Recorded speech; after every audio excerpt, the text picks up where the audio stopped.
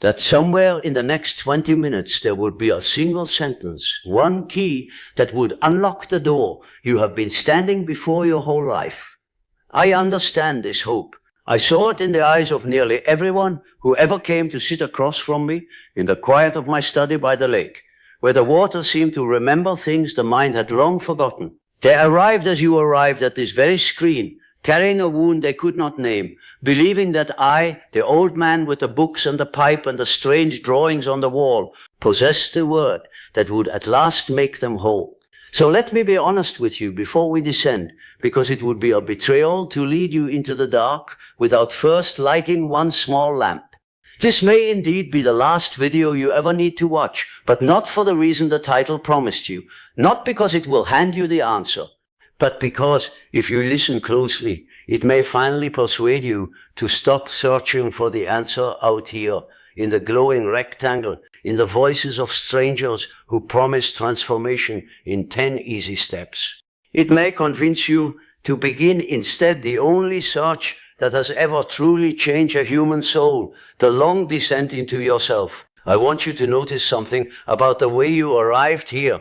You are not idle. You are seeking. The hand that reached for the screen tonight was the same hand that has reached again and again for the next book, the next teacher, the next method, the next bright promise that this asterisk time, the missing thing will be found.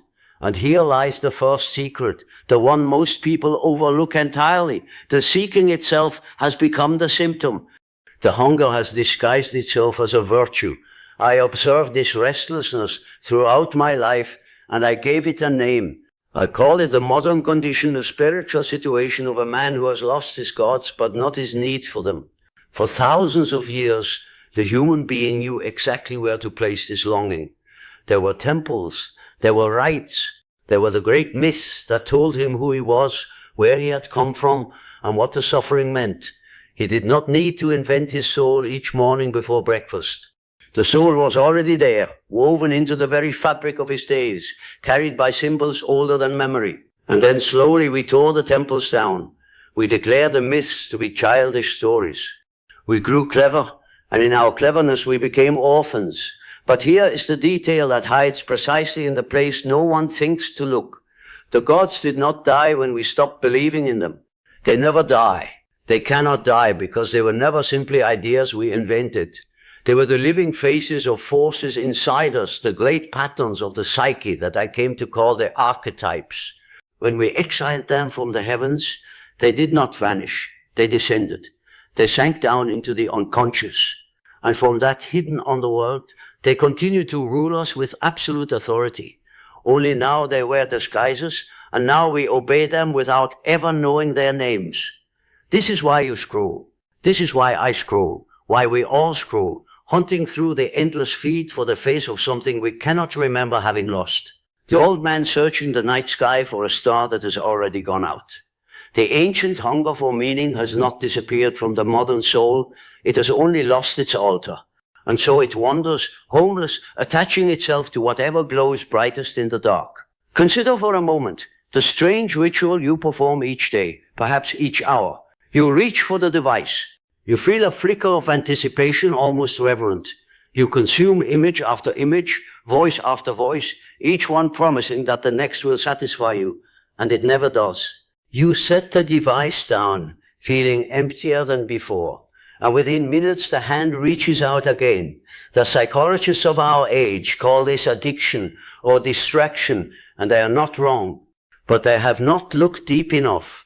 What you are performing, my friend, is a religious act stripped of its religion. It is worship that has forgotten what it worships. It is prayer offered to a God whose name you can no longer pronounce. There is another mask woven into all of this, one I must name directly, because in your age it has swelled into something I could scarcely have imagined from my study by the lake. I called it the persona, the face we present to the world, the carefully arranged self we wish others to see. A persona is not evil. We all need one. It is the diplomatic skin between the raw soul and the demands of society.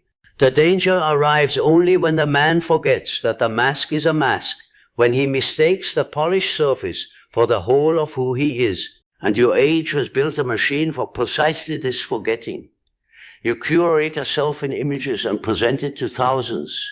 You perform contentment you do not feel, success you have not earned, serenity that masks a trembling. And the wider the chasm grows between the radiant persona you display and the unlived, unmet self beneath it, the more that buried self begins to ache. This is the source of so much of the modern affliction. The anxiety without a cause, the exhaustion that sleep does not cure, the strange grief of a person who has everything the mask was meant to win and feels in the silence that he has lost himself entirely. We have not become sick because we are weak. We have become sick because we are divided, living on the thin surface of ourselves, while the depths go unvisited and unheard. What mythology has been trying to tell us for centuries speaks directly to this moment. In nearly every tradition the human race has produced, there appears a figure who searches everywhere for treasure, only to discover at the end of an exhausting journey that the treasure was buried beneath his own hearth all along. The Sufi tale of the man who travels to distant cities chasing a dream of gold, only to learn the gold lies under his own kitchen floor. The hero who crosses the world for the elixir of life and returns to find it growing in his garden. These were not bedtime stories. They were maps. They were instructions encoded in narrative because the deep psyche speaks the language of image, not argument.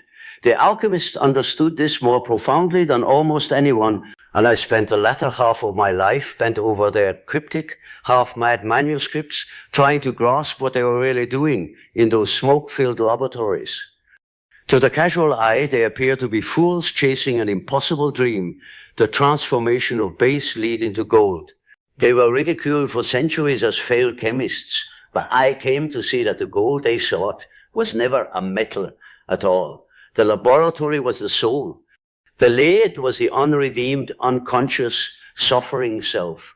And the gold, the asterisk, lapis asterisk, the philosopher's stone, was the transformed and integrated human being, made whole through an inner process they hid inside chemical symbols to protect it from a world not ready to understand.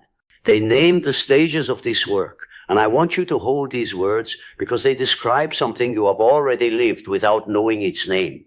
The first stage they call the asterisk nigredo asterisk, the blackening, the putrefaction.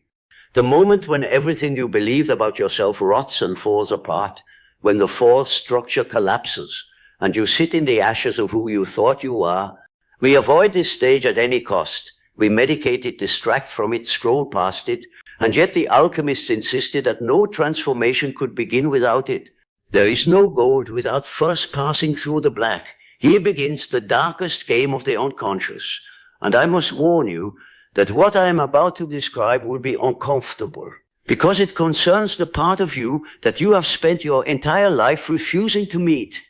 I called it the shadow. It is the sum of everything you have rejected about yourself, every impulse, every weakness, every rage and envy and hunger that did not fit the image you wished to present to the world. You did not destroy these things when you disowned them. You cannot destroy a part of your own psyche. You only buried it alive. And what is buried alive does not rest quietly. It claws at the walls. It speaks through your slips of the tongue, your inexplicable moods, your sudden cruelties, and above all through the people you cannot stand. This is the secret of projection. And once you understand it, you can never again look at your hatreds the same way. The qualities that enrage you most violently in other people are very often the disowned qualities of your own shadow, cast outward onto a convenient screen, the thing you cannot tolerate in your neighbor lives, unacknowledged in your own depths. Modern man searches everywhere for enemies in the outer world, while quietly losing the only war that matters, the war within. We build our villains out of our own rejected material and then feel righteous in our fury against them. Whole nations do this. Whole eras drown in it. I watched this happen in my own lifetime with a horror I will not soon forget, and I came to understand that what is true of one soul is true of 1,000 souls gathered together. There is not only a personal shadow, but a collective one. The disowned darkness of an entire people pressed down into the depths of the group until it gathers a terrible pressure. And when a crowd refuses to see its own darkness, that darkness does not dissolve. It seeks a face to wear, a scapegoat to carry it, an enemy onto whom the whole nation can pour the evil it cannot bear to find at home. This is how ordinary, decent people are swept into atrocities that, taken alone, not one of them would have committed. The individual conscience drowns in the collective tide. And there is a law beneath this that the ancients glimpsed, and I named with a Greek word, enantiodromia, the running of a thing into its opposite. Push any force too far in one direction, repress any truth too violently, and it will eventually erupt as its own reverse. The age that worshipped pure reason gave birth to unreason on a scale never before seen. The brighter the light a people insists upon, the blacker the shadow it casts behind its back. This is why I have always said that the gravest danger to humanity is not the atom nor any machine. It is man himself, who knows so dangerously little of his own depths, and the most unsettling part is yet to come, for the shadow is not merely the carrier of your darkness. This is the great surprise that overturns everything the simple-minded believe about the unconscious. Within the shadow also lives your buried gold, the gifts you were too frightened to claim, the wildness that might have made you alive, the strength your upbringing taught you to apologize for. When you fled from your darkness, you fled from your power in the very same motion. The man who refuses to feel his anger also loses access to his fire. The woman who buries her ambition to appear gentle also buries her capacity to create. The shadow is not your enemy. The shadow is the disowned half of your wholeness, waiting in the dark for you to come down and reclaim what was always yours. The ancient Egyptians knew this in their bones. They told of Set, the god of chaos and the desert, who murdered his brother Osiris and scattered him in pieces across the land. We read it as a tale of evil triumphant. But look closer. Osiris could not become the lord of the underworld, could not be reborn into his true and eternal power, until he had first been torn apart and descended into death. The destruction was not the opposite of the transformation. It was the transformation. The dismemberment was the doorway. And this is the law written across every myth that has ever mattered. That which must be reborn must first be willing to die. There is yet another figure that lives in your depths, and it explains a longing you have surely felt without ever understanding it. Within every man dwells an inner image of the feminine, which I call the anima. Within every woman, an inner image of the masculine, the animus. These are not the women and men of the outer world, but soul images, ancient and archetypal, the bridge between the conscious mind and the vast unconscious behind it. And here is what almost no one suspects. When you fall into that overwhelming, dizzying love at first sight, when a stranger seems to carry the whole meaning of your existence, you are very often not seeing that person at all. You are seeing your own anima or animus projected onto their face, the inner beloved cast outward onto an outer screen. This is why such loves so often shatter, because no mortal can carry the weight of a god for long. Dante glimpsed it when he made Beatrice his guide through the heavens. She was a living woman, yes, but she had become for him the very image of the soul, leading him upward toward the divine. The task is not to stop loving. The task is to recognize, eventually, that the divine figure we keep searching for in others is an inner reality we are being called to meet within. The beloved out there is a messenger. The marriage that matters is the one inside.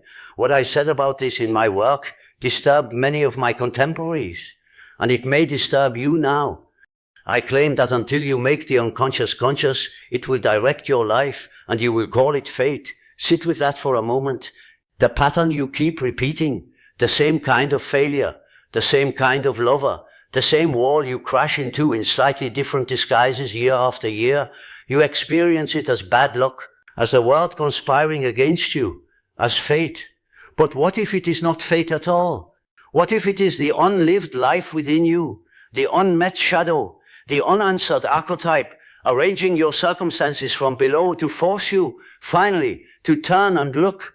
The unconscious does not whisper forever. When you will not listen to its whisper, it begins to shout through events. This is why the endless seeking out here in the world of videos and books and teachers can become a sophisticated form of escape. You believe you are working on yourself.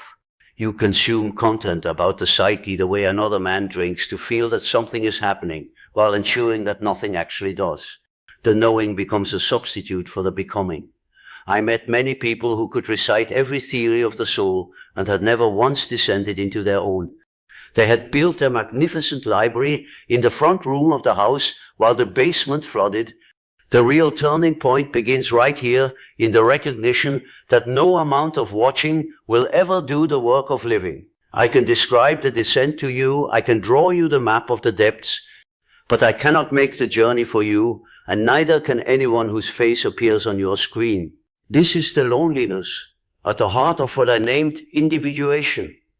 The lifelong process by which a person becomes who they truly are, distinct from the mask they wear and the crowd they belong to. It cannot be outsourced, it cannot be purchased, it cannot be consumed, it can only be lived, in the dark, mostly alone, one honest confrontation at a time. So what does the descent actually require of you? Not more information. You have enough information to last 10 lifetimes. It requires attention, a particular quality of attention turned in a direction you have spent your life avoiding.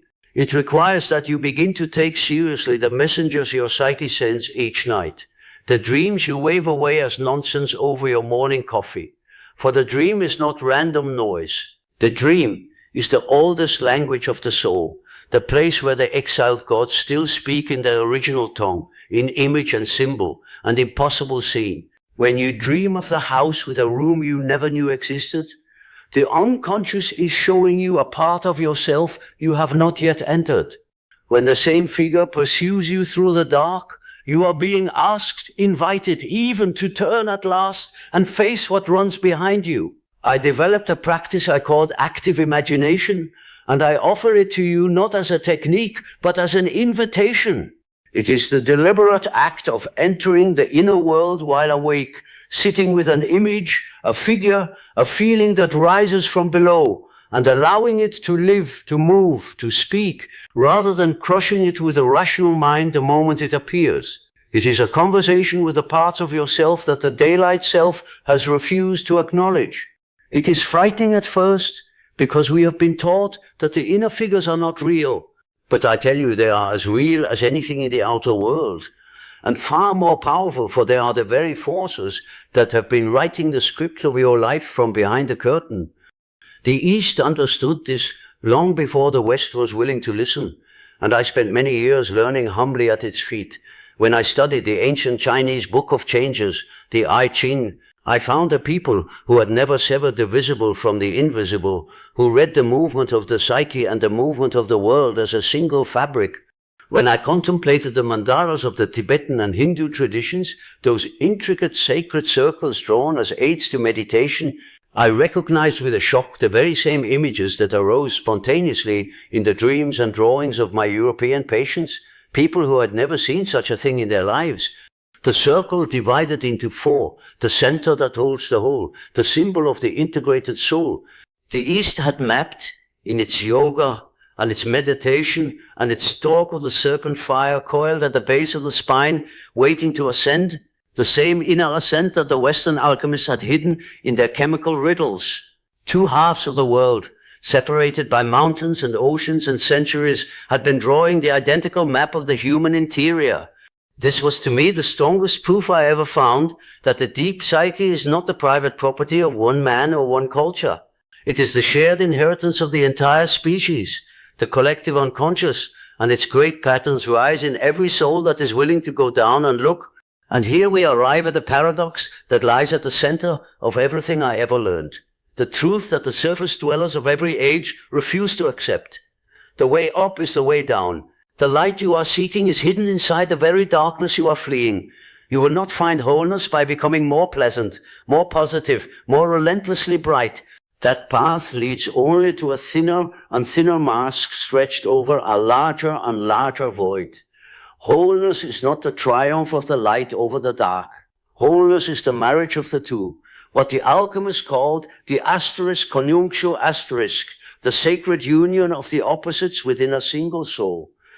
This terrifies the ego, and it should, because the ego correctly senses that it is being asked to surrender its throne.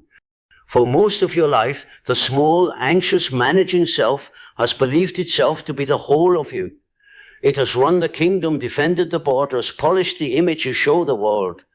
The process of becoming whole requires that this little king step down and recognize that it was never the true center at all.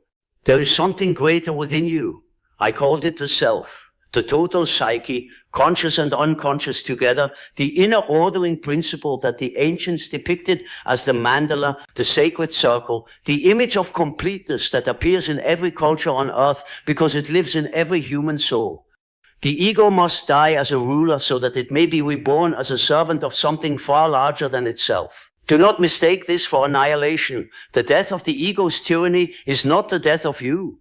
It is the end of your imprisonment inside a fraction of yourself. The serpent that the old philosophers drew swallowing its own tail, the asterisk, Ouroboros asterisk, was never a symbol of mere destruction. It was the symbol of eternal renewal, of the thing that perpetually dies into itself and is perpetually reborn. You are meant to be that serpent. You are meant to die again and again to the smaller versions of yourself so that something truer can come forth each time from the wreckage. I want to return now to the title that brought you here, because we are nearly at the end, and I owe you the truth of it. This might be the last video you ever need to watch. Not because I have given you the secret, but because I have, I hope, taken something from you instead. I have tried to take from you the illusion that the secret is out here at all. The endless library will not save you. The next teacher will not save you. I will not save you. Every voice that promises you transformation through consumption is, however, sincere, selling you a beautifully disguised form of the very sleep you came here to escape. The treasure was never in the feed. The treasure was always under your own floor, in the basement you have refused to enter, guarded by the figure you have refused to meet.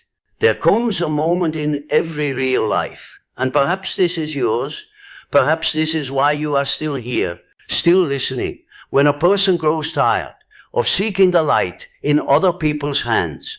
A moment when the exhaustion of the search finally becomes greater than the fear of the descent. That moment is sacred. It is the true beginning. Everything before it was preparation. Everything after it is the journey itself. And no one can tell you when it will arrive because it arrives differently for every soul. But I suspect that if these words have reached something in you tonight, that moment may be closer than you think. So I will leave you not with an answer, but with the only thing I have ever found worth giving. A question, the kind that does not close a door, but holds one open in the dark. Turn off the screen when this is finished. Sit in the silence you have spent so long avoiding. And ask yourself, with all the honesty you can gather, when was the last time you spoke to the part of yourself you have spent your whole life refusing to meet? The figure that has haunted you in your dreams was always yourself waiting. The light you fear most is the light you have hidden in your own depths. And the door, the only door that ever mattered, has been standing unlocked inside you the entire time, waiting for the moment you would finally grow brave enough or tired enough to walk through it alone. I cannot make you cross the threshold, no one can, but now at least you know it is there. The rest is yours.